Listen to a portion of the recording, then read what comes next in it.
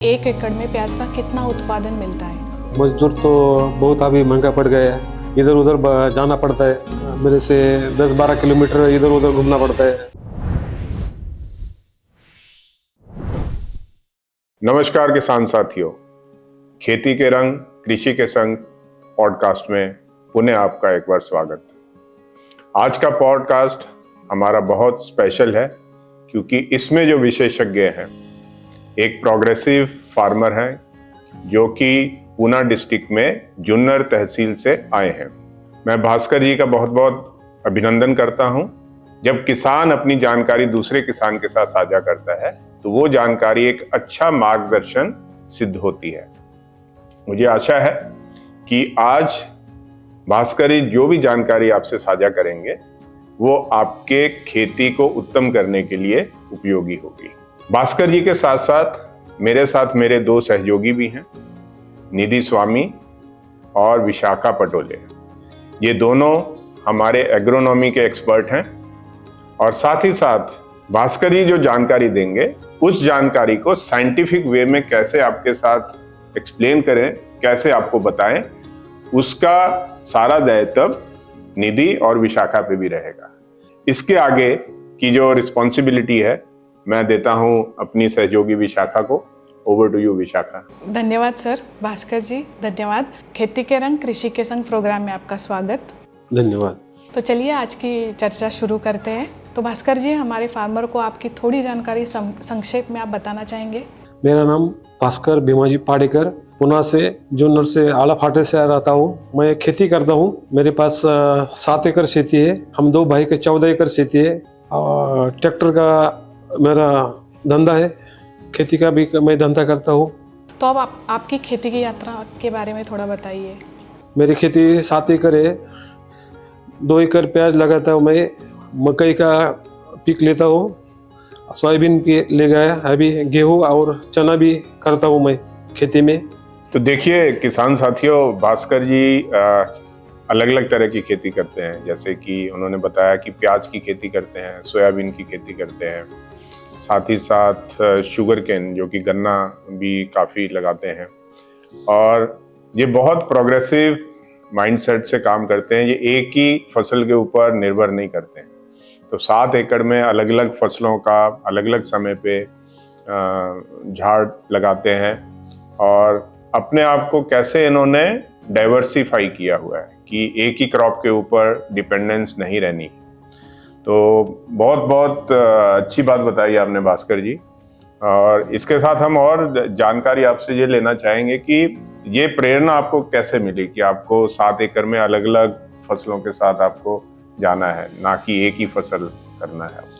कृषि निर्भर एक ही फसल पे नहीं रहता, अलग अलग करेगा तो कुछ ना कुछ खेती में मिल सकते है। एक ही पे निर्भर नहीं रह सकता। चना करेगा, गन्ना करेगा, प्याज करेगा तो चल सकता है। बिल्कुल। और मुझे लगता है कि अब जैसे आपने बताया, एक तो आमदनी और उस पर भी फ़र्क पड़ता है। और जैसे अब कीट की बात हम करते हैं या कीड़ा लग रहा है, बीमारी आ रही है, तो उसमें भी काफ़ी फ़र्क पड़ता है कि हम जब फसल अलग अलग लेते हैं तो जो एक सिवेरिटी होती है या ज़्यादा मात्रा में कोई कीट आ सकता है, बीमारी आ सकती है, तो वो भी काफ़ी जो इंटीग्रेटेड पेस्ट मैनेजमेंट, मतलब जो एकीकृत जो कीट प्रबंधन की हम बात करते हैं, तो उसमें भी यही बात की जाती है कि अलग अलग फसल रोटेट करके, चक्रीकरण करके लीजिए या बदल बदल के लीजिए। तो मुझे लगता है आप वो कर रहे हैं, उससे काफ़ी जो है एक फ़ायदा जो है हमें मिलता है। हाँ जी।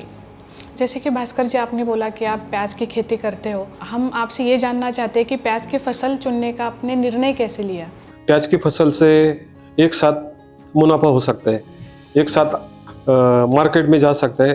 तो कृषि को कुछ न कुछ पैसों की ज़रूरत होती है, तो वो एक साथ पैसा आता है। इसके वास्ते प्याज की खेती करता हूँ मैं। और वो गन्ना बिन्ना 15-20 महीना लगता है जाने को, तो उस पर मैं निर्भर नहीं रह सकता। वो 4-5 महीने में मेरा मुनाफा आ जाता है। इसके वास्ते मैं प्याज के खेती में। तो मतलब आप ये कहना चाह रहे हैं कि जो प्याज का खेती है, एक तो क्या है कि उसका जो समय है, मतलब 4 या 5 महीने में फसल बन के तैयार हो जाती है। और साथ ही साथ आपने ये बताया क्योंकि ये इसमें जो मुनाफा है वो काफी अच्छा होता है आपको। तो ये दो जो पहलू हैं आपको निर्णय लेने में सहायता करते हैं कि अभी मेरे को इन 2 एकड़ पे प्याज का खेती करना है। और साथ ही साथ जैसे निधि आपको बता रही थी कि हर फसल में जो कीट हैं या बीमारियां हैं वो अलग अलग रहती हैं, अलग अलग और एक ही तरह की अगर आप फसल लगाते रहोगे तो उसमें क्या होगा कि कीट और बीमारियों का प्रकोप ज्यादा हो सकता है। तो ये आपका बहुत अच्छा निर्णय है। और अभी जैसे प्याज का आप खेती करते हैं तो प्याज का खेती का जो जानकारी है वो जानकारी आपने कैसे प्राप्त की कि कौन सा आपको बीज लगाना चाहिए, कितना प्लांट होना चाहिए आपके एकड़ में, वो जानकारी आपने कैसे ली? मेरे ख्याल से 1 एकड़ में 3 किलो बीज लगता प्याज का। तो आप कैसे लगाते हो प्याज? आप खुद नर्सरी प्रिपेयर करते हो? मैं खुद नर्सरी तैयार करता। 1 एकड़ के लिए 3 किलो प्याज लगता, तो मैं 2 एकड़ के लिए 7 किलो रखा था। कुछ बारिश के वास्ते वो ग्राफ वेस्ट हो जाता है, इसके वास्ते 1 केजी ज़्यादा डालता मैं उसमें। बिल्कुल। मुझे लगता है कि नॉर्मल भी हम जैसे अगर बात करते हैं तो आपने बताया जैसे 3 किलो बीज आप इस्तेमाल कर रहे हैं, तो लगभग वही रहता है 1 एकड़ के लिए। अगर हम नर्सरी लगा रहे हैं तो लगभग 4 किलो तक बीज, अब वो डिपेंड करता है कि वैरायटी कौन सी हम ले रहे हैं, और उस हिसाब से जो बीज है उसका सबसे पहले वही है कि पौध तैयार करनी ज़रूरी है। तो सीड रेट काफ़ी ज़रूरी होता है, क्योंकि अगर हम जो खेत में अगर हम ज़्यादा संख्या में बीज डालते हैं तो एक तो पैसा ज़्यादा लग रहा है और आवश्यकता उतने बीज की है नहीं, और जब ज़्यादा हद से ज़्यादा हो जाता है बीज तो क्या होता है कि जो फसल को, एक पौधे को जो पोषण मिलना चाहिए, जो वो पानी लेता है, तो वो सब चीज़ें सही तरीके से उसको नहीं मिल पाती। तो उसकी वजह से बाद में अब जैसे कंद बनेगा इसमें, जो आपका बल्ब बनता है, तो वो प्रॉपर नहीं बन पाता। जो फसल का एक अपनी फिजियोलॉजी होती है, जिस तरीके से ग्रोथ होता है या वृद्धि होती है, तो वो सब नहीं हो पाता। तो मुझे लगता है कि आप सही इस्तेमाल, जो आपका बीज दर है वो बिल्कुल सही आप इस्तेमाल कर रहे हैं, और इसके आगे तो फिर पौध जब बनेगी वो फिर आपको रोपाई करनी पड़ेगी। तो निधि, जैसे बात करें प्रति एकड़, अगर 15 सेंटीमीटर बाई 15 सेंटीमीटर की अगर हम बात करें कि row to row distance, plant to plant distance, तो नर्सरी में अपने को कितने सैपलिंग की जरूरत पड़ेगी? तो उस हिसाब से जैसा भी हमने 15 बाय 15 के हिसाब से अगर लगाते हैं तो लगभग 1,70,000 पौधे तक रहेंगे, और उसमें थोड़ा एक्स्ट्रा आप ले सकते हैं, क्योंकि जब हम पौध की रोपाई करते हैं तो कभी कभी पौध, जो हम सीडलिंग मोर्टालिटी की बात करते हैं कि मर जाती है पौध या ख़त्म हो जाती है, कई बार लगने में कहीं नुकसान है या कीड़ा लगा कुछ भी रीज़न से, तो वहाँ पे हम गैप फिलिंग करते हैं। तो थोड़ा सा एक एक्स्ट्रा बफर लेके चलने के लिए, बाकी लगभग वही 1,70,000 के आसपास पौधे बैठते हैं। भास्कर जी, जैसे आपने बताया कि आप है ना प्याज की नर्सरी लगाते हो, फिर आप मुख्य खेत में उसकी रोपाई करते हो, तो उसके लिए मज़दूरों की आवश्यकता तो पड़ती होगी, तो आप मज़दूरों की उपलब्धि या उसके बारे में थोड़ा सा बता सकते हैं? मजदूर तो बहुत अभी महंगा पड़ गया है, इधर उधर जाना पड़ता है, मेरे से 10-12 किलोमीटर इधर उधर घूमना पड़ता है सुबह सुबह। उसका तारीख लेना मांगता है, अपना ये बुआई की जो तारीख होती है वो पहले उनको बताना पड़ता है, बाद में वो आते, तो वो सब मेंटेन करना पड़ता है। और 1 एकड़ में लगभग कितने मजदूर लगते हैं? 1 एकड़ में साधारण 25 मजदूर लगते हैं। और कितने दिन में वो रोपाई कर लेते हैं? 2 दिन में 1 एकड़ की। और वहाँ पर अगर हम ये देखें कि लेबर का रेट कितना लेते हैं वो? 600-700 रुपये होता है एक लेबर का।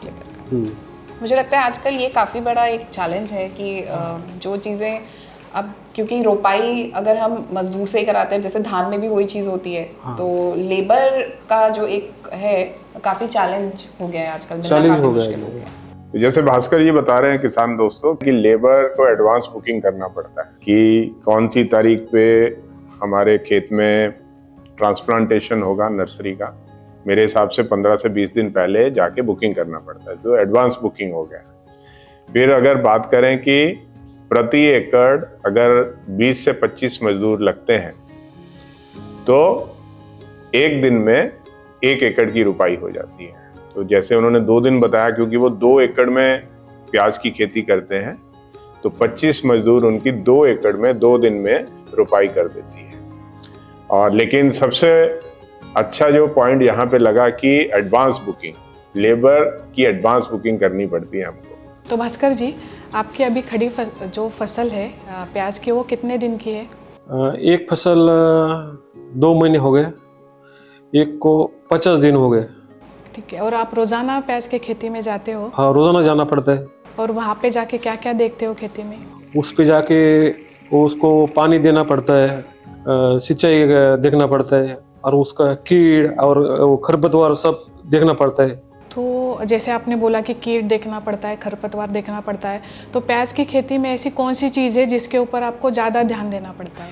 वो खरपतवार की। खरपतवार। सही बात है। खरपतवार की समस्या ऐसी है कि क्योंकि ये शुरुआत से जब हम पौध लगाई तो उसी समय से चालू हो जाता है। हाँ।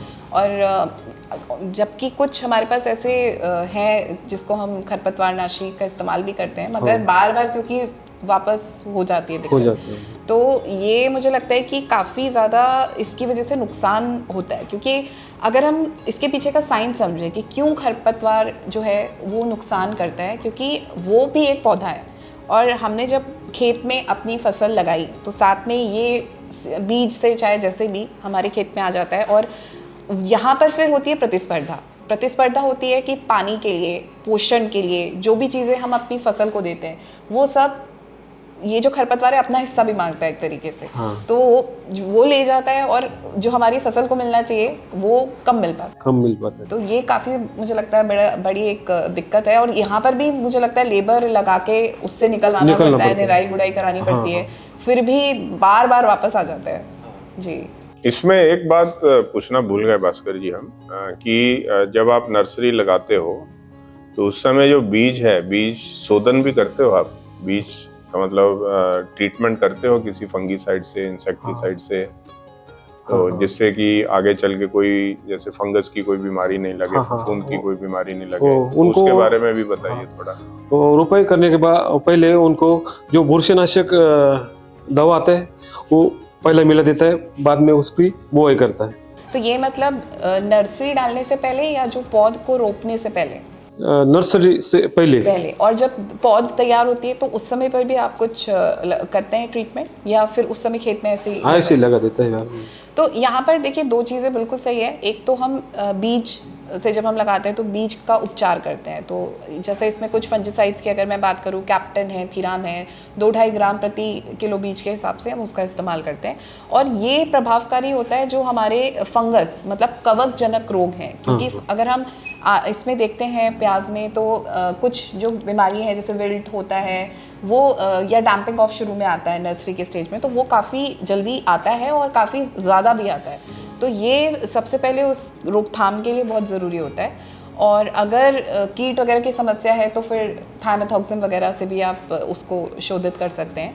और दूसरा जहाँ ज़्यादा समस्या है कि जब खड़ी फसल में भी अगर दिक्कत आ रही होती है तो वहाँ पर जब पौध होती है तैयार तो उसको भी हम एक सोल्यूशन में, जैसे सीडलिंग डिप बोलते हैं, मतलब हम एक जो कवकनाशी होता है फंजिसाइड्स की जब हम बात करते हैं तो उसका एक घोल तैयार करते हैं और जो वो पौधे हैं उसको पहले हम उसमें डुबाते हैं और फिर हम अपने खेत में उसकी रोपाई करते हैं। तो अगर समस्या ज़्यादा है जो कि सीड ट्रीटमेंट से नहीं कंट्रोल हो पा रही है, उस समय पे हम ये भी कर सकते हैं। तो हमारे को आगे जाके एक तो समस्या कम आएगी और अगर आती भी है तो उसका रोकथाम करना थोड़ा आसान होता है।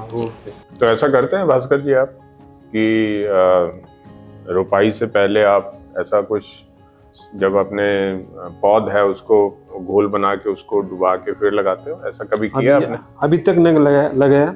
उसका रिजल्ट अगले साल मैं देख लूंगा। अगले साल आप करो। हाँ। जी।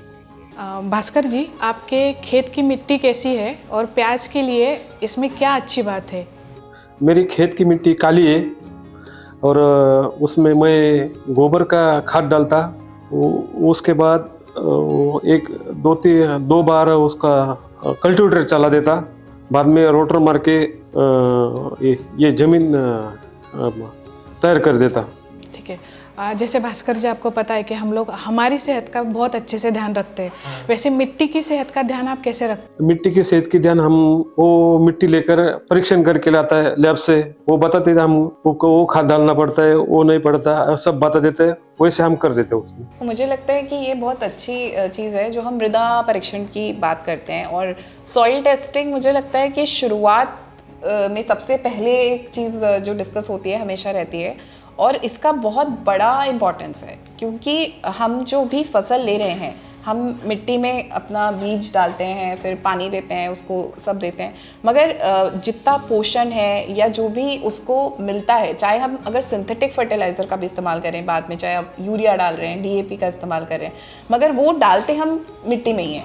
तो मिट्टी के जो बेसिक चीज़ें हैं, जैसे चाहे हम पीएच की बात कर लें या फिर उसमें कितना एरेशन है, तो ये सब चीज़ें भी बहुत ज़रूरी हैं। तो जैसे आप फार्म यार्ड मैन्योर, आप गोबर की खाद का इस्तेमाल करते हैं, तो आजकल जो समस्या आती है कि कार्बन कंटेंट कम हो रहा है, मिट्टी में जो पानी को सोखने की क्षमता होती है, जिसे हम वाटर होल्डिंग कैपेसिटी कहते हैं, वो कम हो गई है। तो क्योंकि ये चीज़ें जो हैं काफ़ी कम हो गई हैं आज अगर हम देखते हैं, तो ये बहुत ज़रूरी है। अब जैसे मिट्टी का आप टेस्ट कराते हैं तो आपको एग्जैक्टली पता चल जाता है कि कितना क्या डालना है। तो वो फिर क्या है कि वरना हम सोचते हैं अच्छा शायद इतना डाल दें, तो हो सकता है उतनी ज़रूरत ही नहीं है, हो सकता है कि मिट्टी में वो तत्व पूरे हैं और हम अलग से, क्योंकि हमको नहीं पता जब तक टेस्ट नहीं कराएंगे, तो हम अलग से डाल देते हैं। तो ये काफ़ी अच्छी चीज़ है कि आप मिट्टी का परीक्षण कराते हैं। और मैं थोड़ा सा ये जानना चाहूँगी आपसे कि आप सैंपल कैसे भेजते हैं लैब में? कोई आता है, आप लेके जाते हैं? नहीं, मैं सैंपल लेके हमारे इधर नारंगांव में जाता है, उधर टेस्ट करके लाता है। अच्छा, और कितने दिन में दे देते हैं वो रिपोर्ट? 2-3 दिन में दे देते हैं। बहुत अच्छा है। मुझे लगता है ऐसा सब अगर हम करते हैं तो हमको एक एग्जैक्ट पता चल जाता है कि कितने तत्व हैं, क्या डालना है, क्या नहीं डालना है, और उस हिसाब से फिर हम अपना पूरा पोषण प्रबंधन जो है उसका एक शेड्यूल बना सकते हैं। तो किसान भाइयों, यहाँ ध्यान देने वाली बात यह है कि भास्कर जी अपने खेत का जो मिट्टी है उसका परीक्षण करवाते हैं और उसके हिसाब से ही जो फर्टिलाइजर की ज़रूरत है वो ही डालते हैं।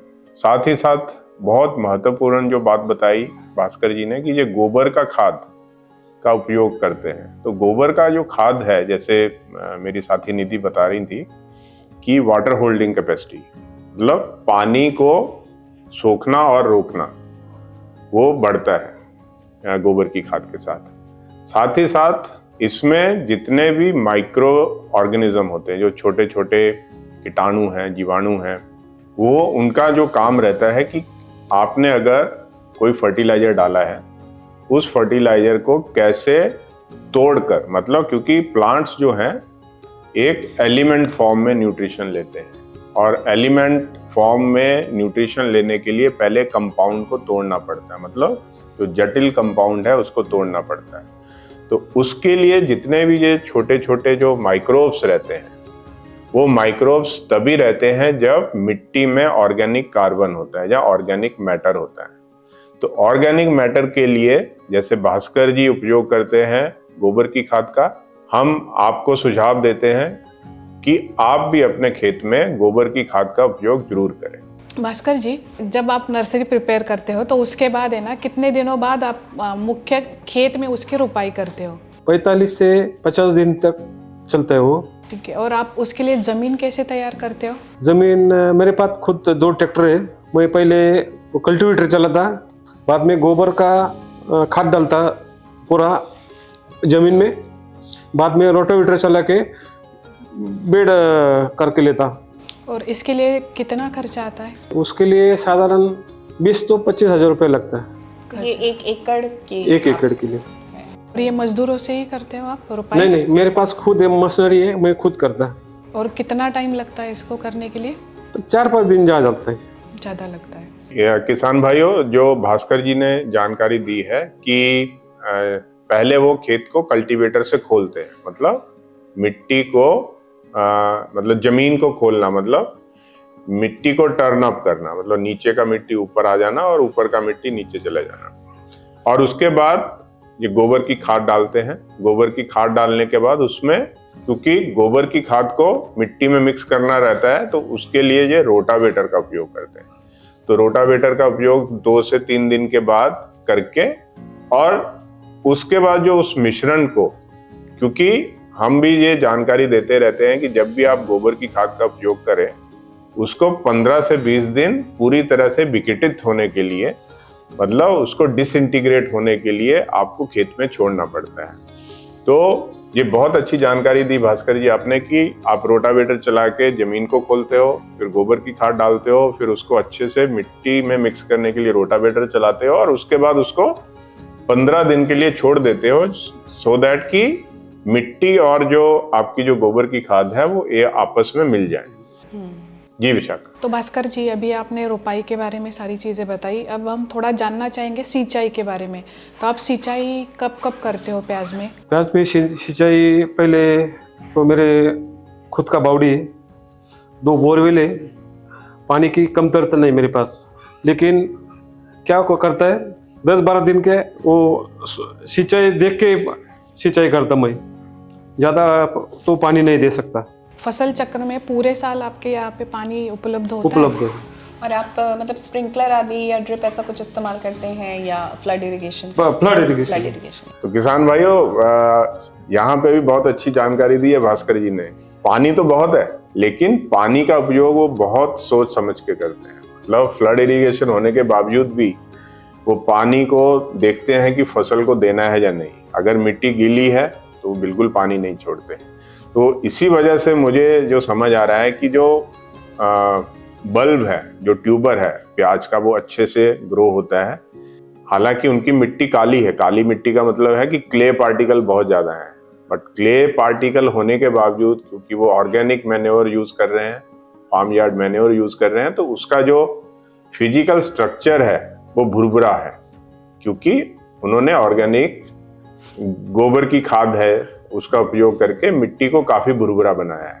और इसके साथ साथ जो पानी का उपयोग इन्होंने बहुत अच्छे से बताया है कि इनको कभी भी पानी की समस्या नहीं आती राउंड द ईयर, बट उसके बावजूद भी जब पानी का उपयोग बहुत सहज से करते हैं। और इसमें मुझे लगता है पानी का इरिगेशन पॉइंट ऑफ व्यू तो है ही कि फसल को पानी की ज़रूरत होती है, साथ में जो इसमें बीमारियां लगती हैं जैसे, तो अगर ज़्यादा पानी दे देते हैं तो क्योंकि जो फसल में जो फंगस कवक आता है तो उसको एक उचित तापमान और एक कुछ उचित जो मॉइस्चर, हम परसेंटेज की बात करते हैं, तो अगर हम हद से ज़्यादा कई बार इरिगेशन दे देते हैं तो उनके लिए वातावरण अनुकूल बन जाता है, जिसकी वजह से जो नहीं भी आने वाली होती है बीमारी तो वो भी आ सकती है। तो मुझे लगता है वो भी बहुत अच्छा है कि आप उसे काफ़ी नियंत्रित रूप में दे रहे हैं, तो उस तरीके की समस्या कम से कम नहीं आती। हाँ, ज़्यादा पानी देने से कभी कभी समस्या आ जाती, और उससे बल्ब जो होता है ना वो भी सड़ने लगते हैं फिर।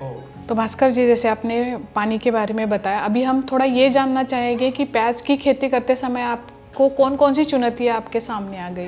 प्याज की चुनौती तो सबसे ज़्यादा वो मौसम की ज़्यादा आती है। मौसम आगे पीछे हो जाता है तो समस्या आती है। वो मावा आता है, तुड़ आता है, दवाई लाना पड़ते है उसको, वो ज़्यादा समस्या आती है।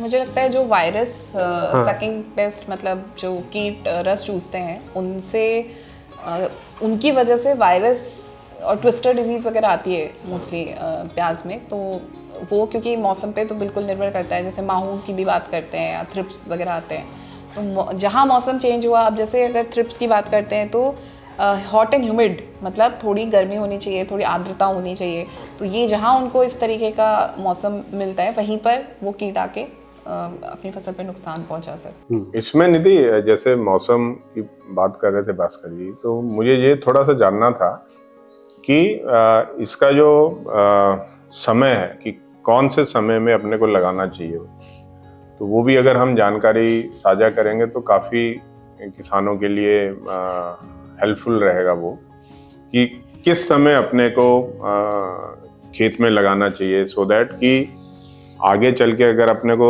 ध्यान में आ रहा है कि हाँ इस समय थोड़ा मौसम की समस्या हो सकती है, तो उस चीज़ को हम पहले से ही एड्रेस कर सकें। तो भास्कर जी, आप थोड़ा बताना चाहेंगे कि आप फसल कब कब लगाते हो? मैं दिसंबर से पहले हफ्ते से लगा था जी। हाँ, थोड़ा ठंड भी मिलता है वो पौधा बनने के लिए, एक 1.5 महीना ठंड होनी चाहिए। जी जी। बाद में थोड़ा गर्मी आएगी तो भी चलता है ऐसे। हाँ, तो मतलब इसमें जो भास्कर जी जानकारी दे रहे हैं कि जो पहले के जो 20-25 दिन हैं, वो 25 दिन थोड़ा मौसम ठंडा रहना चाहिए। इसको अगर हम गेहूं के साथ भी जोड़कर देखें तो गेहूं का भी जो डेवलपमेंट है, जो बीट, जो अगर हम खेती की अगर हम बात करते हैं नवंबर दिसंबर में, वो भी नवंबर दिसंबर में लगता है, क्योंकि वो भी थोड़ा उसको समय चाहिए ठंडा मौसम, तो ठंडे मौसम में पौधा अच्छा बनता है। जी। और यहीं अगर हम थोड़ा समय जैसे अगर आगे डिले कर देते हैं, जैसे लेट सोइंग बोलते हैं, तो उस कंडीशन में थ्रिप्स की समस्या ज़्यादा हो जाती है, ज्यादा टेम्परेचर में जाता है वो, क्योंकि वो जैसे ही समय आपका तापमान बढ़ना शुरू होता है वैसे ही वो जो कीट है वो आने लगता है। और उस समय पर क्योंकि पौधा भी छोटा है तो उसमें इतनी इम्यूनिटी भी नहीं होती कि वो खुद को प्रोटेक्ट कर पाए। तो ये भी काफ़ी अगर हम थोड़ा सा जो सोइंग विंडो होता है वो सही रखते हैं तो उससे भी हम अपना आने वाले जो कीट और बीमारी है उससे अपनी फसल को बचा सकते हैं। तो किसान भाइयों, इससे हम ये समझते हैं कि जो रोपण का जो समय है, जो ट्रांसप्लांटिंग का समय है, वो बहुत इसमें इम्पोर्टेंट है कि अगर हमने वो समय को थोड़ा सा भी मिस किया या अपना डिले हुआ तो हमको आगे चल के कीटों की समस्याओं से जूझना पड़ेगा।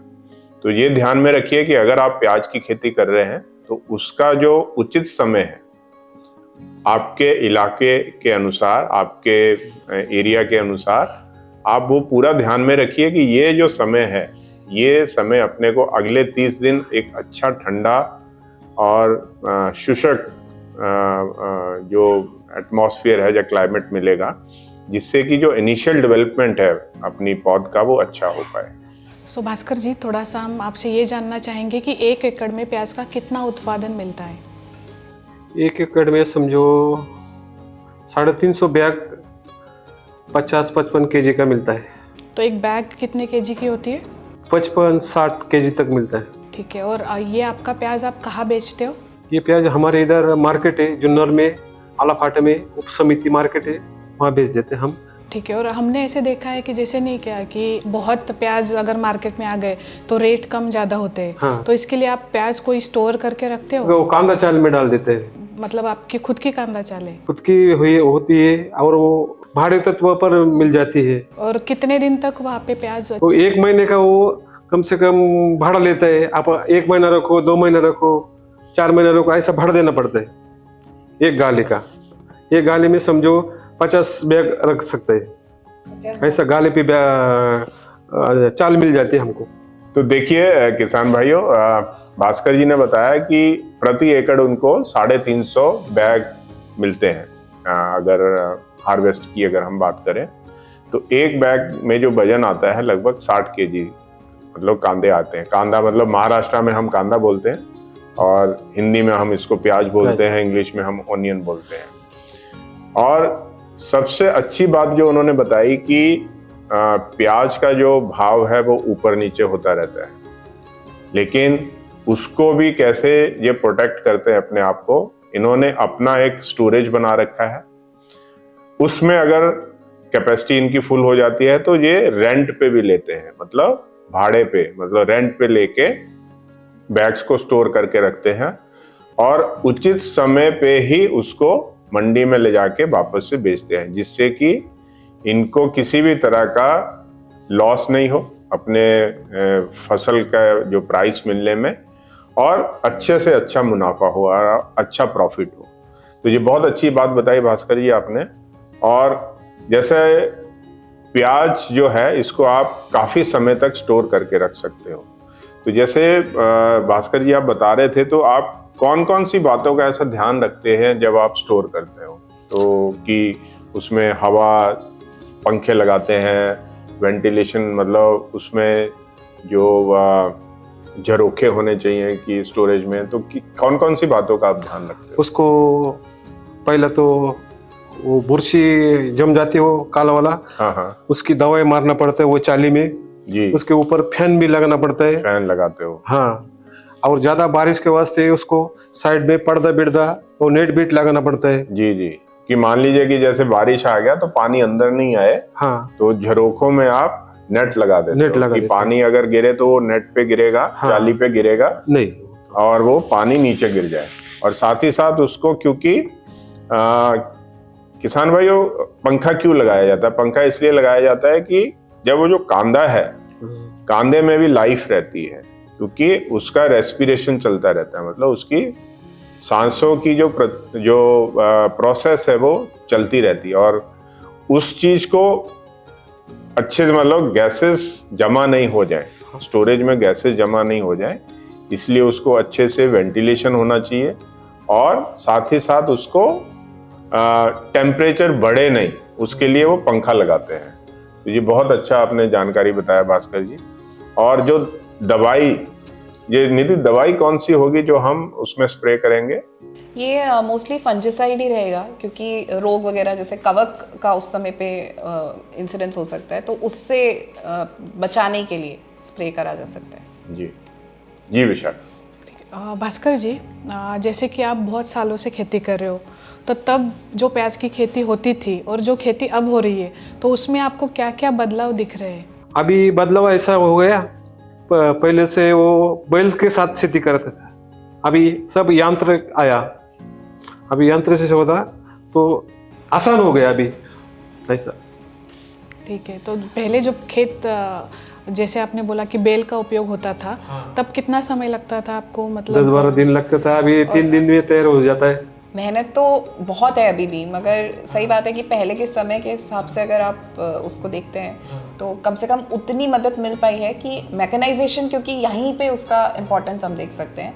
और आज के समय में और भी काफ़ी सारी ऐसी मशीनें आ रही हैं जो कि आने वाले समय में आएंगी, अभी फिर भी हम उतना इस्तेमाल नहीं करें। जैसे कांदे में ही अब जो हम रुपाई की बात करते हैं, तो रुपाई के लिए मशीन पे काम चालू है, और जो हम जब निकालते हैं हार्वेस्टिंग में, तो उसमें भी तो एक तो इससे हमें प्रिसिजन की जो हम बात करते हैं कि जो रो से रो, प्लांट टू प्लांट, तो वो एक सटीक तरीके से लगा सकते हैं। और दूसरा, समय कम लगता है, आसान हो जाता है काम, मेहनत थोड़ी कम हो जाती है। तो मुझे लगता है मैकेनाइजेशन जो है, यंत्रीकरण बहुत ज़रूरी है अगर हम खेती में देखें तो। तो आपके पास ट्रैक्टर कितने हॉर्स पावर के हैं सर? मेरे पास एक 50 हॉर्स पावर का है, एक 45 हॉर्स पावर का है, एक 32 हॉर्स पावर का है, 3 ट्रैक्टर है मेरे पास। क्या बात है! तो आपने ये ट्रैक्टर कब लेने शुरू किए? मैं बचपन से ट्रैक्टर चलाता है, स्कूल में था जब भी। जी, तो अभी जैसे आपके पास 3 ट्रैक्टर हैं, तो क्या आप इनको रेंट पे भी देते हो? हाँ, अच्छा। रेंट पे चलाता हूँ। रेंट पे चलाते हाँ। हैं। और आपके पास कौन कौन से यंत्र हैं, मतलब इम्प्लीमेंट्स कौन कौन से मेरे हैं? पास वो हल है ट्रैक्टर का, जी और रोटावेटर है, जी। कल्टीवेटर है, वो धान करने की मशीन है 2। पडलिंग हाँ, या ट्रांसप्लांटर? ट्रांसप्लांटर, राइस ट्रांसप्लांटर भी? राइस से सोयाबीन का करता है, गेहूं का करता है, मकई का करता है।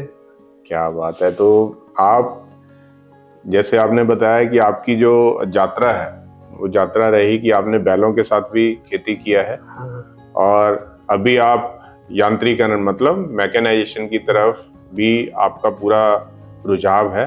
आप सिर्फ अपनी ही खेती में यांत्रिकरण नहीं करते हैं, आप और किसानों को भी मदद कर रहे हो। हाँ, उनको आप रेंट पे ट्रैक्टर देते हो, रेंट पे आप अपने इम्प्लीमेंट्स देते हो, और उन किसानों का भी जो है जो समय है वो बचता है, और साथ ही साथ एक मैकेनाइजेशन की वजह से जो एफिशिएंसी है, मतलब एक अच्छी तरह से जमीन को तैयार करना, एक अच्छी फसल लेना, आई थिंक वो काफ़ी आप अपने जो किसानों की है वो मदद कर रहे हैं। भास्कर जी, मैं आपसे ये पूछूंगी कि प्याज का अधिक उत्पादन लेने के लिए हमारे जो किसान भाई हैं, उनको आप क्या सलाह देना चाहेंगे?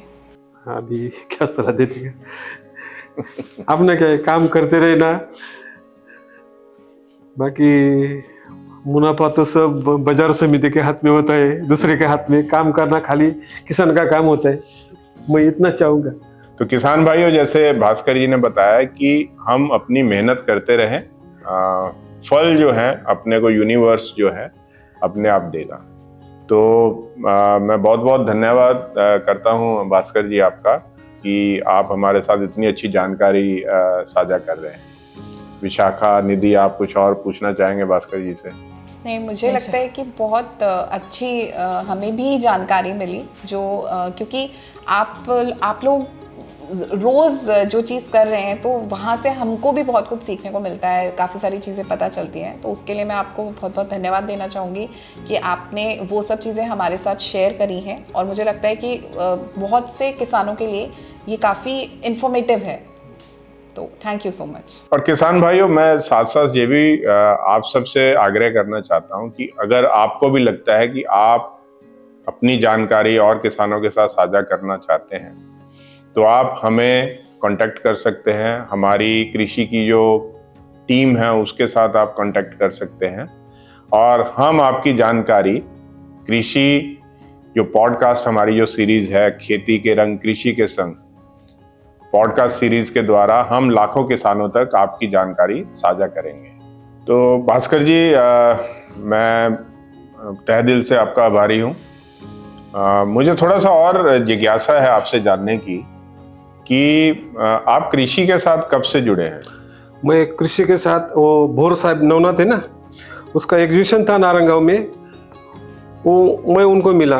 वो उनका कंपनी का जीपीएस मेरे ट्रैक्टर को बिठाया जब से हमारी जानकारी हुई। तो किसान भाइयों, हमारे नवनाथ जो हैं वो हमारे कृषि सहायक हैं जो कि हमारे कृषि सेंटर को पूरी तरह से चलाते हैं। और जैसे भास्कर जी बता रहे हैं कि नारायण गांव पूना डिस्ट्रिक्ट में एक गांव है, वहां पे एक कृषि संबंधित एक एग्जीबिशन लगा हुआ था और उसमें हमारा कृषि का भी एक स्टॉल था।